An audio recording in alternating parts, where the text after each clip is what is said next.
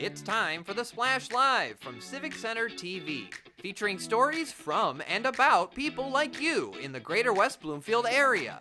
Simulcast on cable, 89.3 Lakes FM, social media, and the web. Now live from Green Media Center on Walnut Lake Road, it's the Splash Live. Live, local, social, it's the Splash Live on Civic Center TV and 89.3 Lakes FM. Thanks for joining me. I'm Tyler Kieft, and I always invite you to stick along with us on our website on civiccentertv.com, on Facebook at Civic Center TV 15, as well as on YouTube, Instagram, and X, 24 hours a day, 7 days a week, all of our latest updates and all of our programming at Civic Center TV.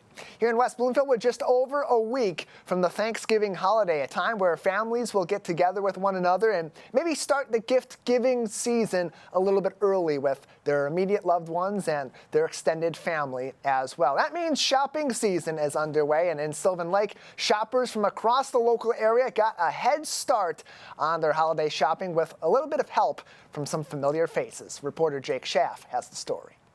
The season of giving is very quickly approaching, but just recently, a lot of local residents had a great opportunity to get a head start on some of their shopping, as the Sylvan Lake Community Center was nearly bursting at the seams for their annual Shop Sylvan event, an incredible showcase of local vendors and entrepreneurs looking to show off their products and to make some new connections along the way. It's great. I mean, we've come now, this is our third year. And for us, being a restaurant 7 days a week, we don't really get to stop and talk to everyone because we're in the middle of a rush. So being able to stop and connect with everyone and get to talk about our products and why we make them has been great. What's it been like to see the growth for an event like this over the years? I'm proud of it. I mean, I know how hard Allison and her team and Kelly work on getting everyone here and involved. So being able to come and see how many more people come each year has been great. I like the people. They're great. The organizers are terrific. They are so organized and have everything. And there's so many details that go into putting on a show like this. It's always really good to be with an audience of people who are receptive to what you're creating.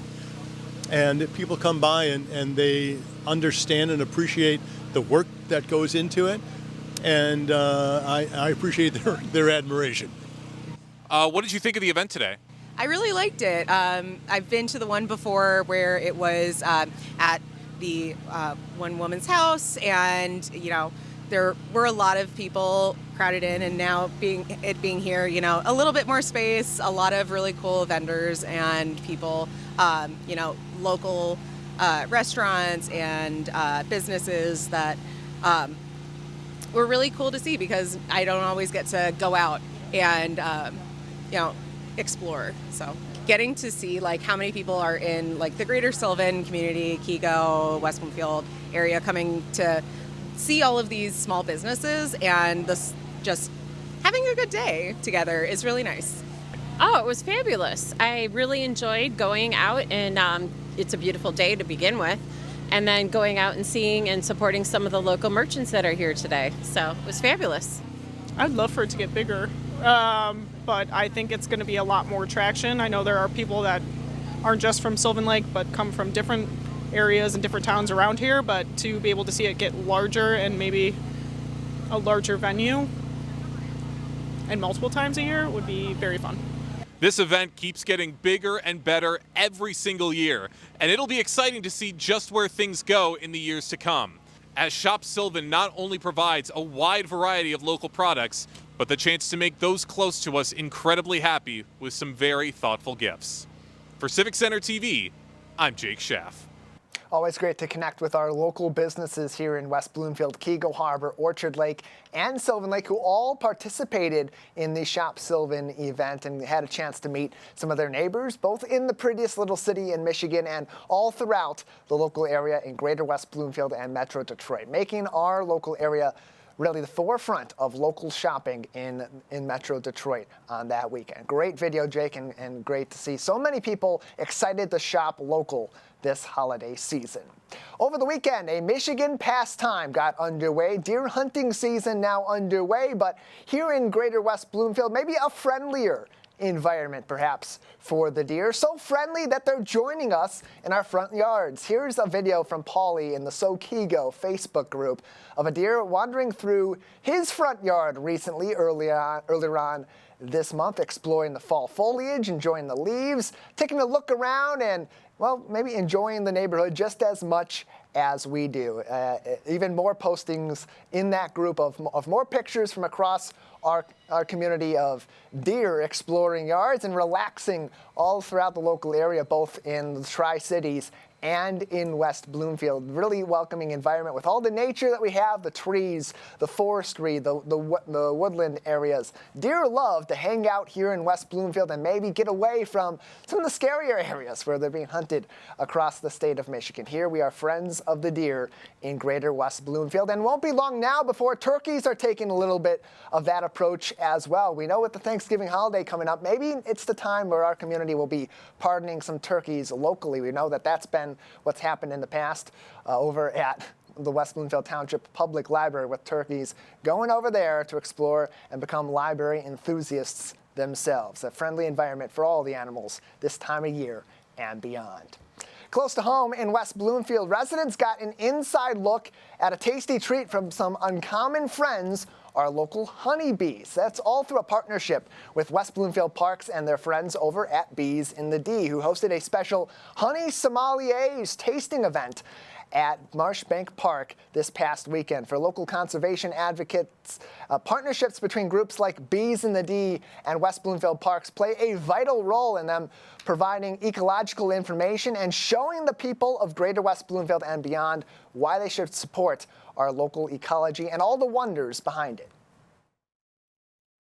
I love working with West Bloomfield Parks. Not only do I, as the beekeeper, get to show people the incredible world of the bees, including Girl Scouts as we brought the patch back and using the hives we have at Carner Farm, but I'm excited to even show them beyond just knowing that our pollinators and honeybees are important and showing this incredible byproduct that they make for us, which is honey. Well, we love our partnership with Bees in the D. Their main mission is education and conservation, and it aligns exactly with what West Bloomfield Park's nature team's missions are as well. And we have partnered together for a lot of different reasons for our hives and different education, but this is a really unique event, and we hope to draw a fun crowd that's interested in helping out our pollinators. Knowing how some of these pollinators and other areas of our ecosystems work behind the scenes only brings them closer to our hearts here in greater West Bloomfield, and it also helps, in this case with the honey, for people of our community and beyond that we're visiting for this event get to know a little bit of what goes into making some of their favorite products, and it helps to emphasize supporting local vendors and local farmers and knowing exactly where your food comes from and those options that you have close to home. I think what's so important is that we're aware where our food is coming from and then how it can enrich our lives. You know, there's so many medicinal qualities to honey. On top of it, just tastes fantastic. But there's so many beautiful things we can learn about honey. So I think it's a fantastic event. I just hope they have a deeper understanding of the honey that they're tasting, and just really take these concepts to other foods and other things in their lives, that they can really look at them and take a little bit more time and really enjoy and share with their friends. Bees in the D founder Brian Peterson Rose, who co-hosted this event with West Bloomfield Parks at Marshbank Park, hopes that something like this helps to change the narrative, both on pollinators like honeybees that tend to be looked at from more of a intimidating point of view, but also something that seems as simple as honey and just how versatile both can be right here in greater West Bloomfield. In other areas of the country, honey is like highly renowned, and it's up there with like olive oils and wines. And so I'm excited to help bring that to this community. I hope they walk away realizing that honey isn't all created equal, and that this different diverse honey allows you to have different diverse ways of using it. You can learn more about partnerships between Bees in the D and West Bloomfield Parks, including their beehives over at Carner Farm in West Bloomfield, by visiting wbparks.org, or stay up to date with all their fun events and other ecological learning activities coming up on Facebook at WB Parks. Really fun event they had over the weekend at Marshbank Park tasting some honey and getting to know a little bit more about some of the nature of our community. Before the Detroit Lions had their blowout win on Sunday against the Jacksonville Jaguars in downtown Detroit, their mascot, Rory, made a trip a little bit north into our community here in Greater West Bloomfield to celebrate some other prolific winners from right down the street over at Henry Ford West Bloomfield Hospital. We all love our local nurses who received prestigious awards from the Emergency Nurses Association, or ENA. Here pictured on your screen, you're seeing Gail Van Stanton, who received the Lifetime Achievement Award on the left in this picture next to Rory, and on the right is Dorada Emiri, who won the Inspire Award for motivating others in the nursing field to go above and beyond the call of their duty each and every day and provide that excellent care that everybody expects when they are at Henry Ford West Bloomfield Hospital. In addition, here is Lisa Dangle, another nurse who won the 2024 Leadership Award for her excellence in clinical leadership, leading teams of nurses doing critical work at Henry Ford West Bloomfield Hospital. You can send them your thanks and congratulate them on these big awards by visiting Henry Ford Health's Facebook page at Henry Ford Health, making a big impact here in Greater West Bloomfield each and every day, and in addition, bringing home those awards and those accolades.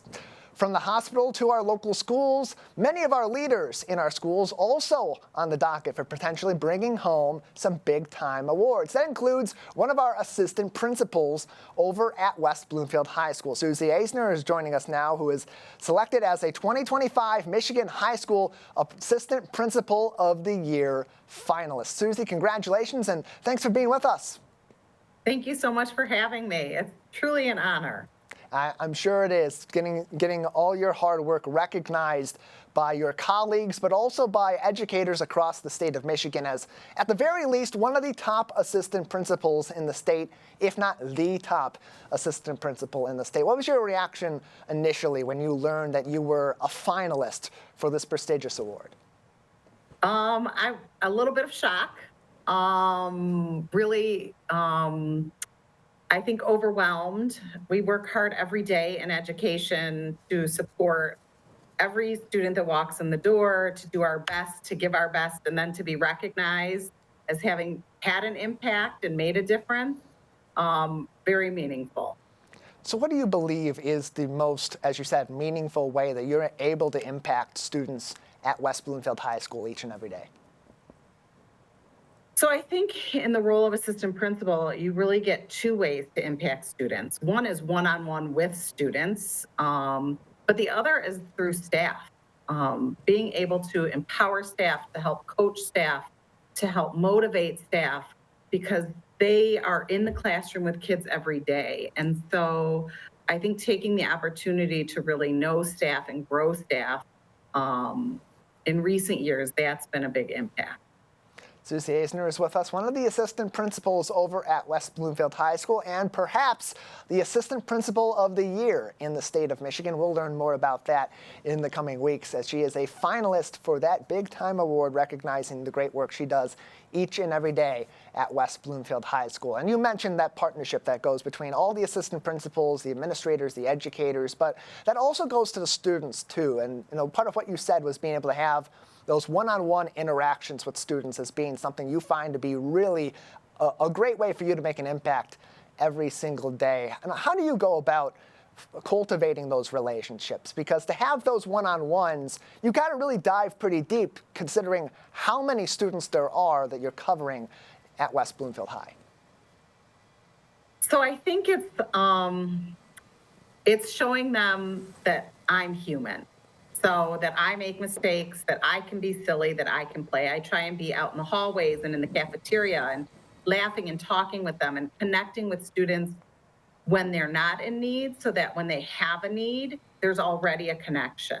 And I try and let them know that I'm human, I have struggles, I have things that I'm working through, so that when they're in the same situation, they don't feel as uncomfortable sharing it. And then I have an open door policy. My door is always open. And most importantly, I keep snacks in my office. And that is a big draw.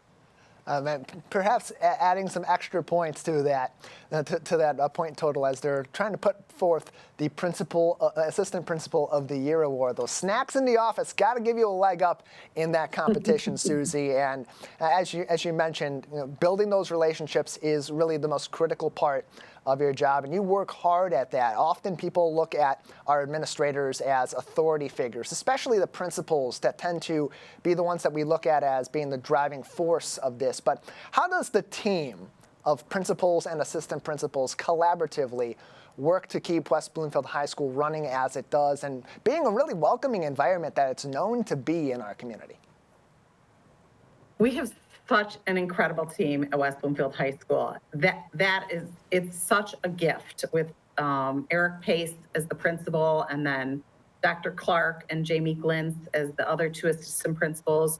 We each have different strengths, and we play to our strengths, and we allow each other to help us when it's not our strength. And we also have fun together, and I think that's really key. I think when staff and kids can see that we like each other and we enjoy and respect each other, it helps them because they know that makes a healthy work environment.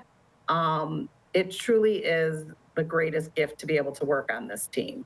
Susie Eisner is with us. She is one of the assistant principals over at West Bloomfield High School and is currently nominated by the Michigan High School for the Michigan High School Assistant Principal of the Year Award. One of their finalists for that award. We'll hear more about that coming up very soon. Hopefully some very good news for one of our favorite assistant principals in our local area. Susie, your colleagues have described you as collaborative, passionate, thoughtful, and a true leader making a difference. What does that mean for you to have that be the way that the people that you are working with to put forth these goals and to achieve what you're hoping to achieve in making an impact on these kids every day?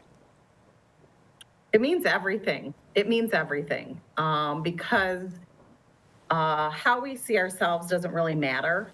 It's how people see us. Because if we think we're approachable, but people don't see us as approachable, we're not going to be able to have the impact that we want to have. And so it really means everything. And I am so appreciative of the high school giving me the opportunity. I've been in West Bloomfield schools for 30 years now, and it's truly what I have learned on the job from former principals, former colleagues, that has helped me to grow those characters, those characteristics, and those traits. And so really, as an educator and as a student, I grew up in West Bloomfield. And so it's especially meaningful that it's here. A finalist for Michigan High School Assistant Principal of the Year from the Michigan Association of Secondary School Principals. Susie Eisner is with us on the Splash Live, one of the finalists across the Great Lakes State for that prestigious award. Susie, we know that our educators, they don't get into this business for the accolades. They get into it to make an impact on the kids. But should you go from being a finalist for this award to being ultimately the Assistant Principal of the Year, what would that mean to you? It's overwhelming to think about. It would be such an honor and so meaningful after 30 years of working and really trying to put my best forward. And hopefully it would inspire other people to want to go into education and administration and open up the door for other people looking to try out leadership and education. It would just be so overwhelming. Well, there could be many others that, much like Susie, grew up in our community and are seeing the impact that you are having and that your colleagues are having in that school right now. And maybe down the line, we'll be sitting in your position here talking with us about their nomination for one of these prestigious awards themselves. Susie, before we let you go, anything else that you'd like to say about this moment for you and what this means for you and your team? It means a lot. I think we work really hard here as a team, and you can't do anything without your partnerships.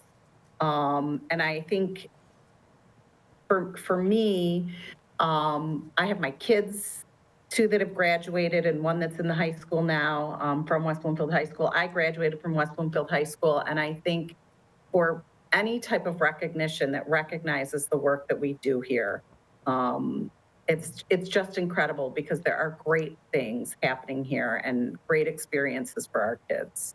Well, Susie, we appreciate your time. Congratulations once again, and we're rooting for you to come out with this award. Hopefully, in the next few weeks, we'll learn and know that you will be our Assistant Principal of the Year. Thank you so much for joining us. Thank you. Appreciate it. You can congratulate Susie yourself right now as we speak on Facebook at West Bloomfield Schools and cheer her on as she is a finalist for Assistant Principal of the Year. Although, look, if you're asking us at Civic Center TV and you're asking us here in Greater West Bloomfield, we already have our winner right over at West Bloomfield High School as we speak, making history here in the Greater West Bloomfield area. You also have a chance to make history for years to come, collecting memories with the Greater West Bloomfield Historical Society. Each and every month they set a goal for new stories, new collections from across our community to tell the stories of now, years down the line, and to have them to look back and reflect as we go forward in this ever-busy time we're living in 2024. For the month of November, they want to collect stories about our vibrant local veteran community, telling stories about how you served, why you served, what impact your service to our country had on your life and on the lives of your loved ones here in Greater West Bloomfield and beyond. Our team at Civic Center TV recently produced a piece with stories of a few of our beloved local veterans alongside Max Columbus, a student at West Bloomfield High School who sat down with these veterans to learn a little bit more about their stories and tell it to viewers and listeners like you at home right here in our community. Let's take a look. Back in those days, when you graduated from high school, everybody signed up for what we call the selective service. Nothing was really happening in the graduated high school in 1960. Those of us who went on to college, just went on to college. While I was in college, you guys might remember Vietnam or have heard of Vietnam. The things in Vietnam started heating up, and they came out with what they called Berry Plan, and which basically was they asked you if you wanted to be deferred from the draft. Most of us signed up for that. And if there was nothing going on, then you didn't have to worry about going in. But that gave you the privilege of completing your education before you went into the service. I graduated college in 1964, and I decided to go on to medical school. And towards the end of medical school, there was a war in Vietnam. And with any war, we needed physicians. So I did exactly volunteer, but because you're a physician, they're not allowed to draft doctors because they're officers. They go in as officers. So you have to volunteer. So they give you a choice. If you don't volunteer as a physician, they'll draft you as a private.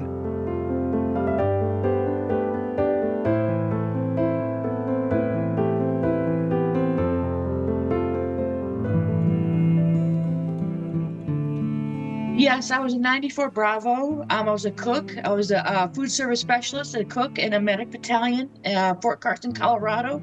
204th Sport Medic Battalion. I did that garrison cook and field cook type stuff. I think it made me grow into more of a person. I mean, I came right out of high school when I left for the Army. I think it matured me and I became more disciplined, because the drill sergeant's always down, always saying, do this, do that, do this, do that. So it was just like a set thing in your mind that you keep going. And plus I had a family, starting in the Army. So it was like, it's a different thing because, once you have a child or, you have responsibility. The responsibilities that I had in the Army were pretty great.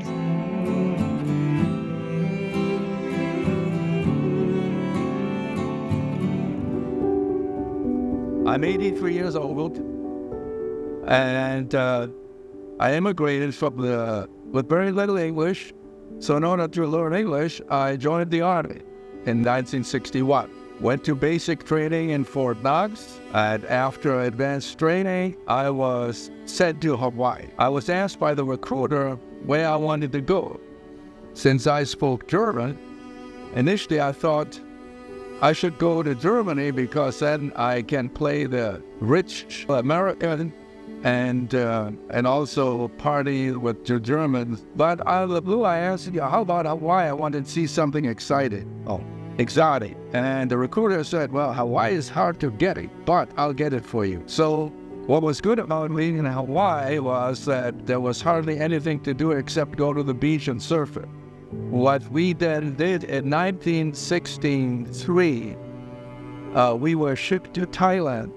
So we went to these little villages and the dirt roads and roads made for water buffaloes. We were the reconnaissance squadron, 4th Cavalry. We wore cavalry yellow ribbons, and we didn't ride horses, we rode tanks. And they were called the Jungle Division, the Tropic Lightning. So we came back and we found out that our mission was to report on whether tanks could be used in this kind of country, which later on was used in the Vietnam War as information that you had to be careful taking tanks over it. I'm glad we immigrated, and I consider myself very lucky, and I owe it really to the Army, my Army service.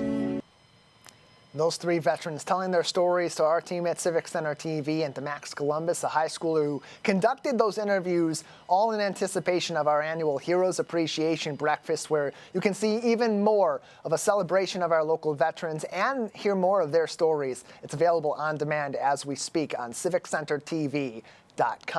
In addition, if you want to collect some of your memories from the Greater West Bloomfield Historical Society of your service or one of your loved ones' service to our country from right here in Greater West Bloomfield, you can submit those stories to the Greater West Bloomfield Historical Society in a couple of different ways. Either send an email to Anna Smith, anna@gwbhs.org, or you can also visit their website at gwbhs.org or Facebook at GWBHS and fill out their special form that will help guide you through telling some of these stories, submitting pictures or videos or any other visual aids that you may be able to provide that will help to tell the stories of our veterans both today, in the past, and for years to come. So there's plenty more that you can do to help learn our stories and to help us continue to preserve those stories for years to come of our dedicated veterans who have given so much to our country and also so much to our community here in Greater West Bloomfield.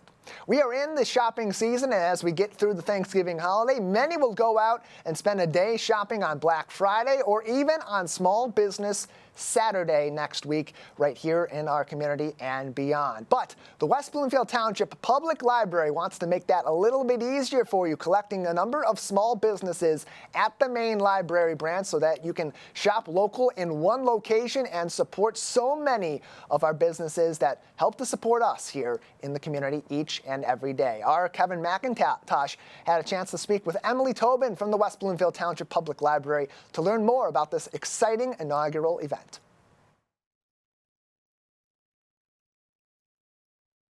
This event, I held off from giving the details. I want you to tell everybody the details of this event, please. So we are going to have our very first Shop Small Saturday event, and it will take place on Shop Small Saturday, which is traditionally the Saturday after Thanksgiving for small businesses to get some recognition after that huge Black Friday event.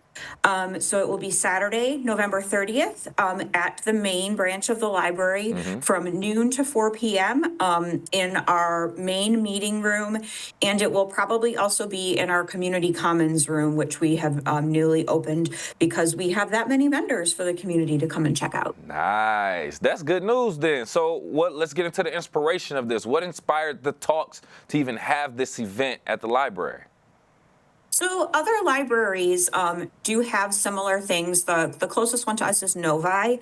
They have been doing a small business event for a couple of years, and I have a close librarian friend in Baltimore who does one at several of her branches. But I like to do different things and involve the community. I mean, I guess that's part of my title, but I like to bring people into the building, especially people that may have not been here in a while, so that they can see what else we offer and that we're doing things that are not just books, that we are a place that is, relevant in the community. So I thought this would be a great opportunity. I love to craft myself. So I thought I would support local businesses this way. I like that. I like that. And as you gave more context to it, you having friends in who work for libraries in different markets, you can kind of pull from those ideas. Oh, okay, that sounds good. Let's try something like that here. So I want to get into that a little bit more. But with us right here live on the Splash from the West Bloomfield Township Public Library, community engagement librarian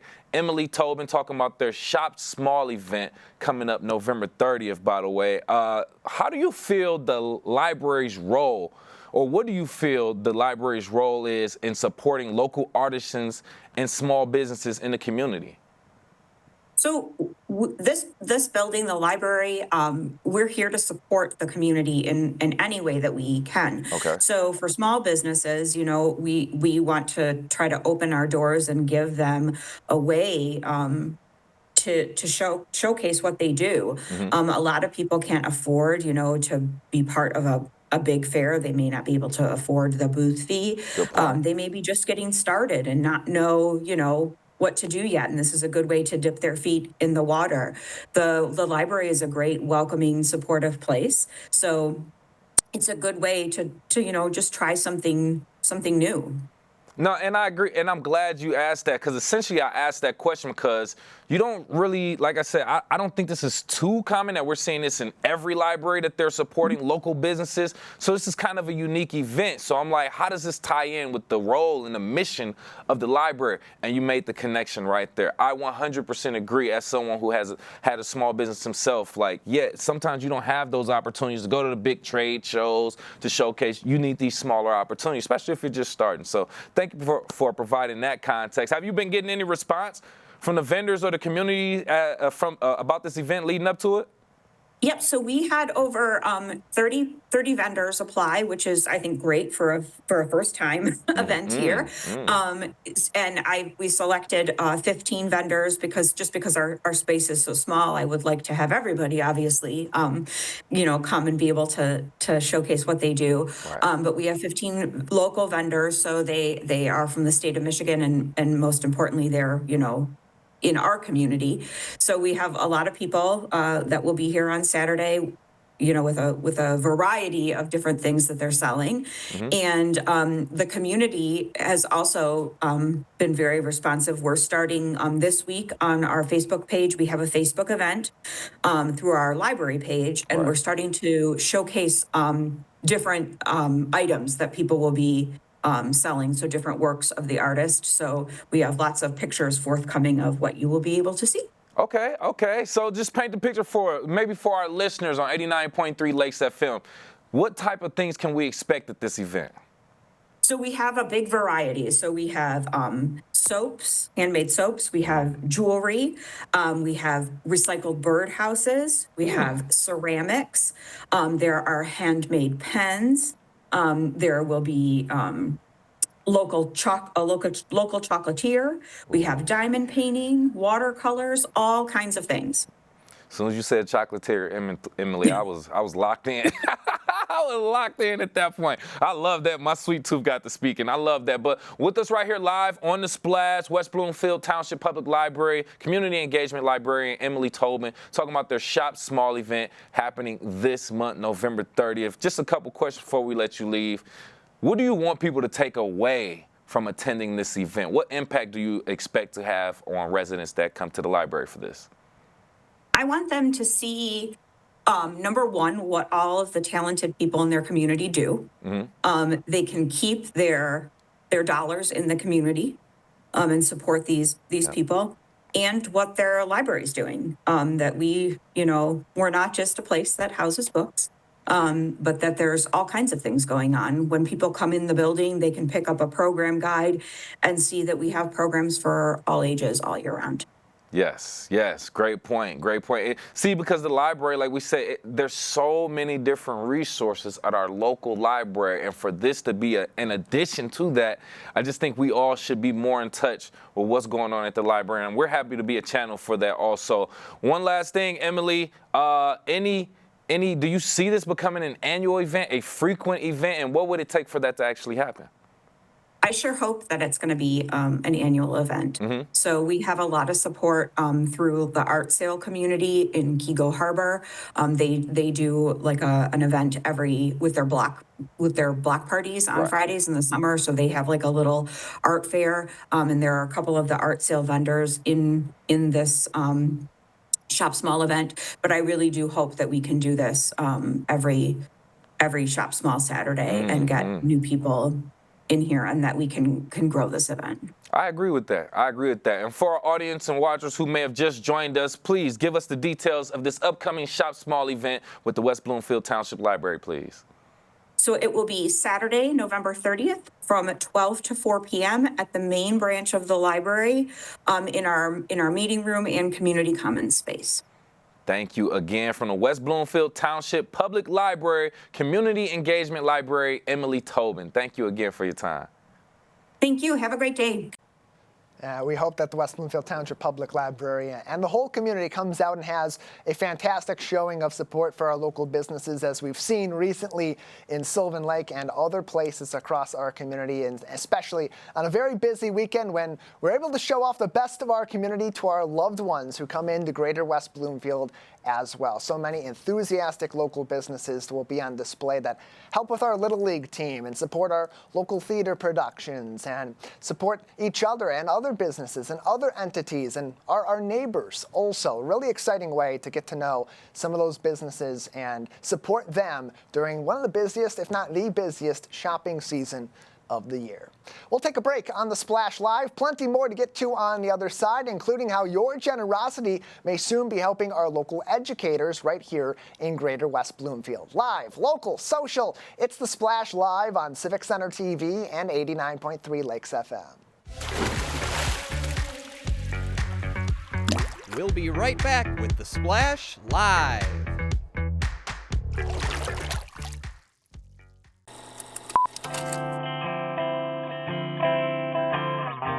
Bringing you stories and memories from Orchard Lake, Civic Center TV, television that's close to home. I'm Gina Gregory, president of the Greater West Bloomfield Historical Society. I'm excited that Civic Center TV has reached 1 million views on YouTube. Congratulations. That's just terrific. We appreciate everything Civic Center does for the Greater West Bloomfield Historical Society and the community. For us, they promote and highlight our events. It's awesome to have them available 24/7 on YouTube. I'm Gina Gregory and proud to be one in a million. This is Civic Center TV and 89.3 Lakes FM. On cable and the radio. On the web too, and on social media. Civic Center TV, television that's close to home. Last week, Brandon met a girl on a dating app. One day after work, he finally found the courage to ask her out. No answer. He started to panic. Was he being too pushy? Maybe it was too... Hey, sorry I didn't respond. I was driving. I would love to go on a date. How does tonight sound? Brandon tried to play it cool, but inside he knew. A girl so smart, so responsible. She must be a keeper. And now, back to the Splash, live. Live, local, social, it's the Splash Live on Civic Center TV and 89.3 Lakes FM. I'm Tyler Kieft. Thank you for being with us and for always keeping up to date on our local programming from across the Greater West Bloomfield area on civiccentertv.com and following along for more information and updates across social media, Facebook at Civic Center TV 15 and both YouTube, Instagram, and X at Civic Center TV. Here in our local area, we have so much support for education from a number of different organizations, including the West Bloomfield Educational Foundation, which through grant programs supports many of the collaborative and innovative efforts that are being put forth by our teachers all throughout the school year. And part of the driving force of that is their Educator grant program. And joining us to give us more insight on that and the ways that these grants impact your kids in the classroom directly is Juliet Joswick, the chairperson of the West Bloomfield Educational Foundation. Thank you so much for being with us. Tyler, thank you so much. The WBF is very happy to be on CCTV. And we're glad to have you on to tell us about this, because this really is the driving force of what you do at the WBEF, providing these grants to our teachers. Take us through the origin and ultimately the mission behind the educator grant program. Sure. The WBEF was created over a decade ago by concerned parents and business owners, people who were involved with the community, who saw that there was a lot of gaps in learning just because state funding was not supplying what teachers needed in order to teach not only core parts of education, but also those type of things like robotics and engineering that were really going to put our community, our state, kind of ahead of others. So they started to raise money and then created this grant program. And if I may brag a bit, we have actually given away over $1 million. The WBEF has given $1 million to our teachers and staff so they can create the programming that is going to make these kids succeed in life.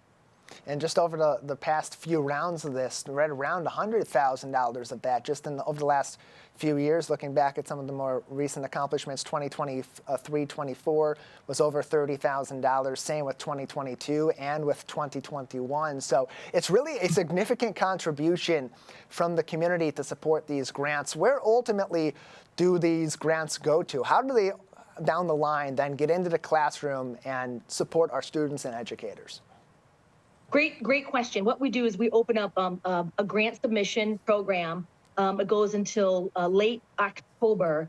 And it's a really neat program that Andrea Frank, who runs our community education department, she created. So it's a real situation where the teachers are able to type in what type of products that they need and services that they need.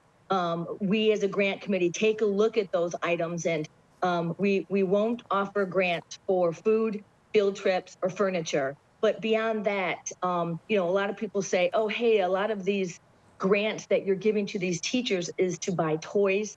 People think, oh, Legos are toys. Actually, the Lego company has created some manipulatives that absolutely foster innovation, problem solving, collaborative communication among the students. And that's what we do, is we try and make sure that the interesting hands-on tools for learning are in the teacher's hands and ultimately the student.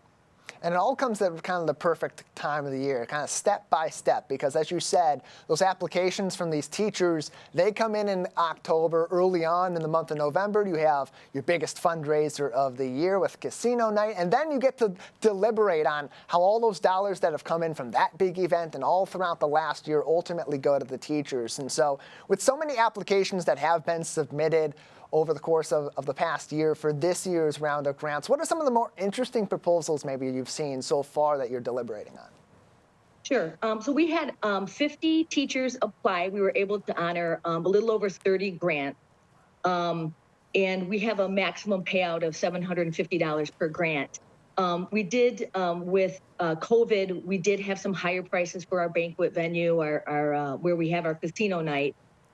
Right now, Casino Night is the only fundraiser that we have for the WBEF. We're actually, I have some new directors on our board, Kristen Murray, Kristen Parker. There's a few others that are absolutely coming up with some really great ideas for more events to, create money so we can give back to the teachers. They signed a lot of the things that the teachers are asking for. Two things. Because we have combined schools, a lot of the lower elementary schools used to be kindergarten through second grade. Now we are teaching kids from kindergarten to fifth grade. So there are absolutely a very big need for books that the teachers have asked for that will help the kids all the way from kindergarten to fifth grade. Also, something that I have absolutely thought is the absolute it's just a phenomenal concept, social emotional learning. It teaches kids how to process their feelings, how to self-regulate. And the research shows that kids that have a strong emotional intelligence perform better on tests, are less disruptive, make friends, And the social emotional learning helps these students learn how to be in the workforce, because ultimately this is what we're trying to do, to train students to become educated, emotionally intelligent adults that give back to the community. Juliet Joswick is with us, the chairperson for the West Bloomfield Educational Foundation. You can find more information on the West Bloomfield Educational Foundation on their website, wbef.org, including info on how you can donate to the organization and learn even more. As you see on your screen, their Casino Night fundraiser flyer from earlier on this year. The QR code there also will take you to their website for even more information on that, as you can see from Juliet Joswick with us on the program. Juliet, before we let you go, I want to talk about a couple more things with this organization, because beyond the educator grants, which is arguably the biggest payout you're providing every year to support educational programs, what else is supported with this funding that comes in from generous donors across our community throughout the year? Yeah, most of our donors are both large and small businesses within the community, but we've had construction companies, law firms, accounting, literally anybody who has a business in West Bloomfield and in other neighboring communities. We would welcome your partnership. We do a really fantastic job of advertising our sponsors at Casino Night on February 7th this year at Glen Oaks. But we also throughout the year thank generous donors on our site and in various other publications. And finally, as we look forward and we get toward that big fundraiser coming up in February, the awarding of those grants shortly after that, Juliet, ultimately when people are at home watching this or they're listening to this, they're learning about the Educational Foundation. In your belief, why are efforts like this to support our classrooms, to support our teachers, vital to Greater West Bloomfield? Tyler, that's a great question. And I'm not just saying this because I'm a realtor, but I know that intelligent communities that are thriving because they have kids that are graduating high school, going on to trade school or college, or jumping into the workforce ready to help the community. I know that home values increase when we have a better school district, when we have kids that test better, that get into great colleges and trade schools. I just absolutely know that if our school district is doing well with our students, then your home value, even if you don't have a kid in the school district anymore, they're all grown and flown, your home values are absolutely directly tied to a healthy school system. And it helps to impact our kids in their future too. All the more reason your kids, your neighbors' kids, maybe even your grandchildren down the line, if they're grown up in Greater West Bloomfield, can have a massive impact made on them by one small project that's just a little kernel of an idea from one of our educators' minds, and ultimately supported by organizations like the West Bloomfield Educational Foundation. Juliet, before we let you go, anything else you'd like to tell the audience today? Well, Tyler, I'm going to I kind of buried the lead on this one, but over the weekend, we have, as a board, are trying to locate some exciting new entertainment, and we think that we found it. So maybe we can do a follow-up interview when we have all of our negotiations secured for the new entertainment that we have for Casino Night. Casino Night will have blackjack and roulette and 21, but we also have bingo, which a lot of our patrons, and it's open to the public. You don't have to have a school-aged child. Anybody who lives in West Bloomfield and likes to have some fun, dance. There's a huge dance floor, and again, all this money will go right back to the kids. More information can be found on wbef.org. Casino Night, Friday, February 7th from 7 p.m. to 11 p.m. at Glen Oaks in Farmington Hills. Juliet, thank you so much for your time today.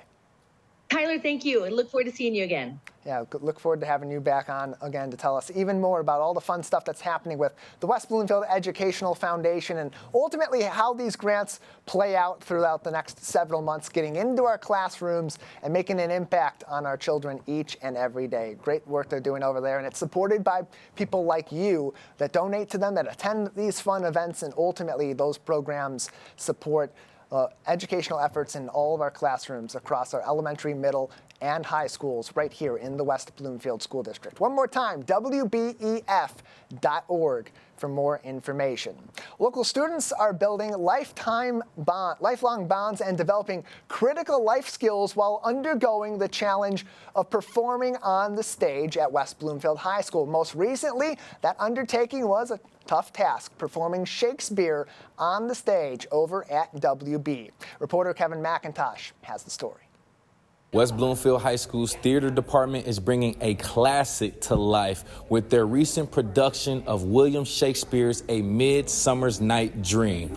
Beyond the stage, this performance highlights the incredible community support that brings productions like this to life. My principal, Eric Pace, really supports me and believes in me and really helps me get the department to where I hope it to be. But also I have an incredible team of staff members that are super positive, and we have the same values and we have the same ideology for the theater departments. Having everyone on the same page is critical to the success of the overall department, as well as the individual students who take pride in the status and the history of the theater department. So here at West Bloomfield Theater, we're known to have really high quality productions, and that's really motivating to know that the staff and our parents really support us and want us to do well. The support from the parents, staff, and fellow students not only provides motivation, but it can also add pressure.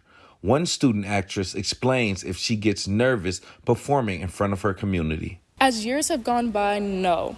Last year, I played Scarlett in Clue, and I actually was not nervous opening night. It was more so the high school previews. I was really nervous to do that in front of my peers because I'm scared are they going to judge me? Or are they not going to like the show? Or are they going to think we look stupid? But then once I got over that and I started thinking about how confident I really am, it just made me realize that I'm doing this for a reason. And since I want to do this as my career, I have to be comfortable with the uncomfortable.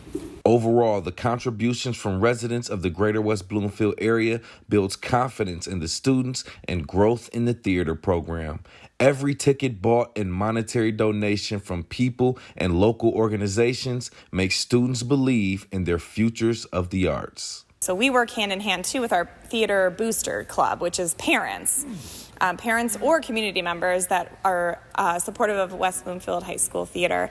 And then this year we are being sponsored by Expressions Music Academy, and it's really great. It got me excited. Now I want to seek out other sponsors because it was such a wonderful way to make an impact in the community and for them to give back. It's just very helpful all the way around. It's clear that the West Bloomfield community plays a vital role in supporting and making these productions come to life, from cheering in the audience to providing resources to the students. From West Bloomfield High School, Civic Center TV, I'm Kevin McIntosh.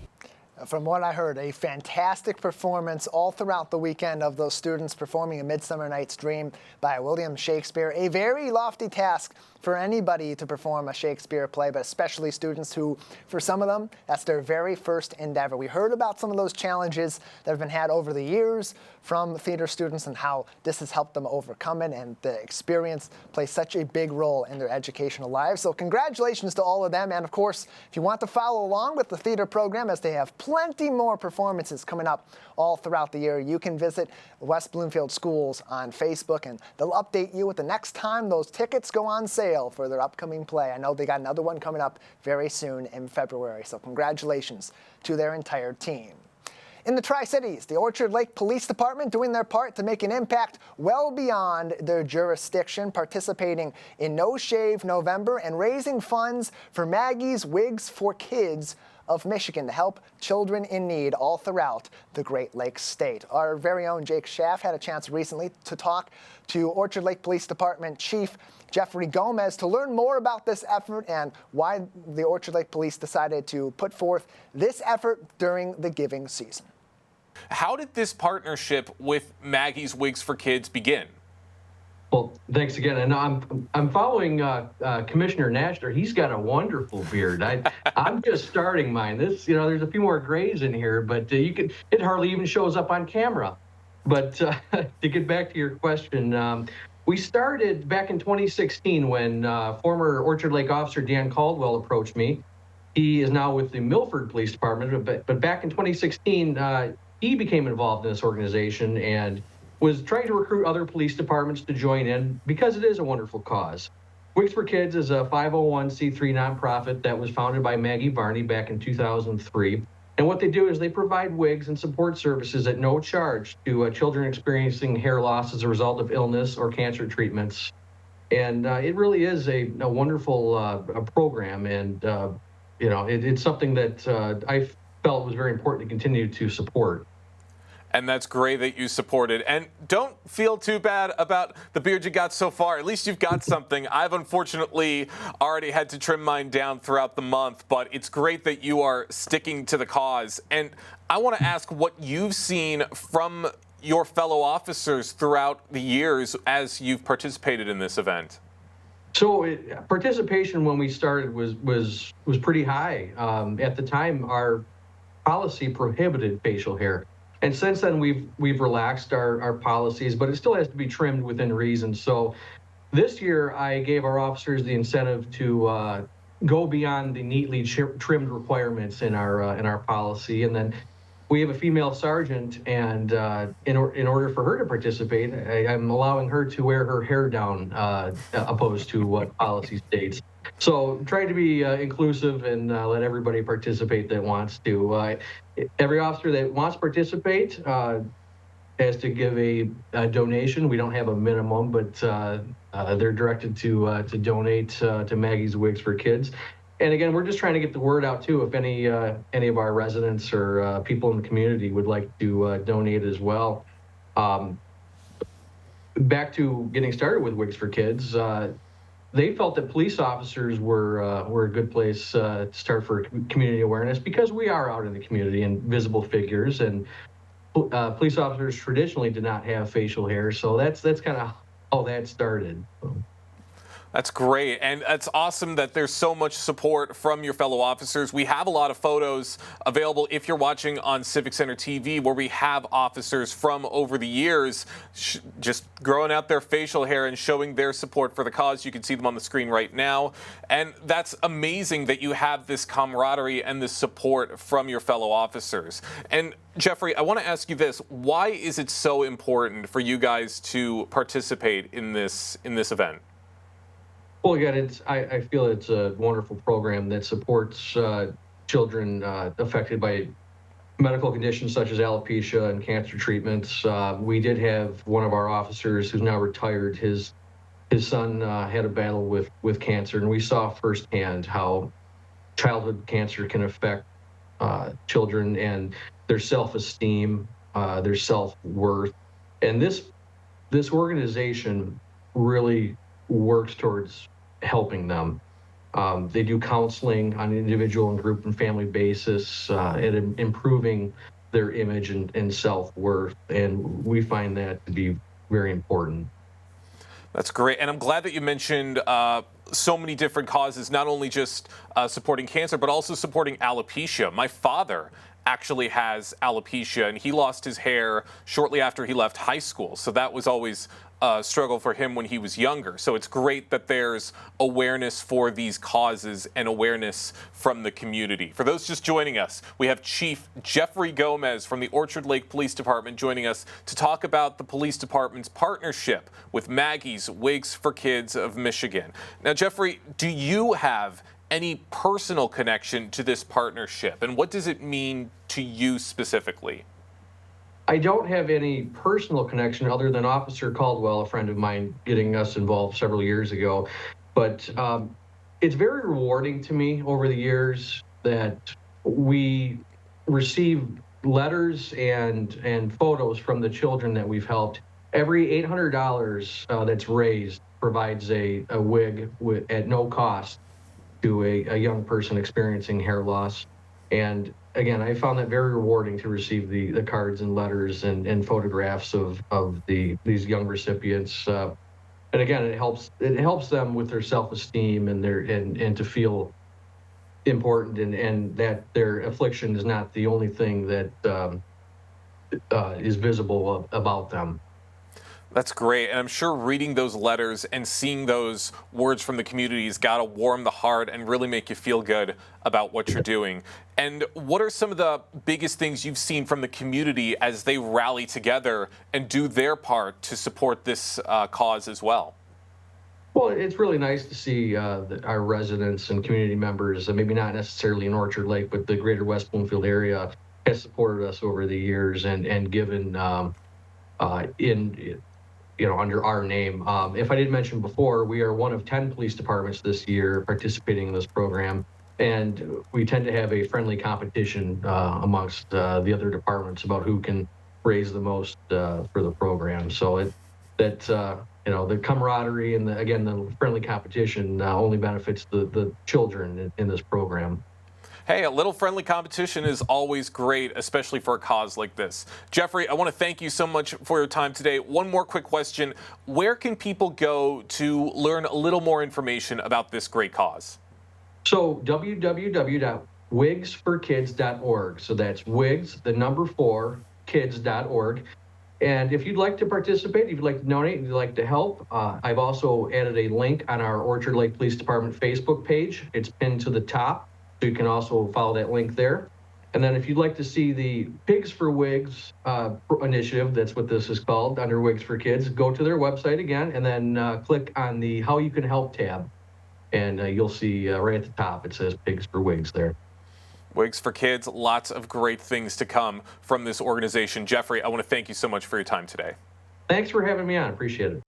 Jeffrey Gomez, the Chief of Police in the city of Orchard Lake Village. If you want to learn more, and again, as he mentioned, pinned at the top of their Facebook page at Orchard Lake Police is a link for more information on Maggie's Wigs for Kids and their support of this organization through their No Shave November fundraiser. Plenty more happening all across the greater West Bloomfield community all throughout the week. We'll stay on top of that and bring it to you each and every day. In the meantime, stay with us on CivicCenterTV.com on our on-demand page, as well as on Facebook at Civic Center TV 15, YouTube, Instagram, and X at Civic Center TV. For our entire team, Calvin Brown and Jake Schaff at Master Control, and Kevin McIntosh out in the field, I'm Tyler Kieft. Thanks for tuning in to The Splash Live.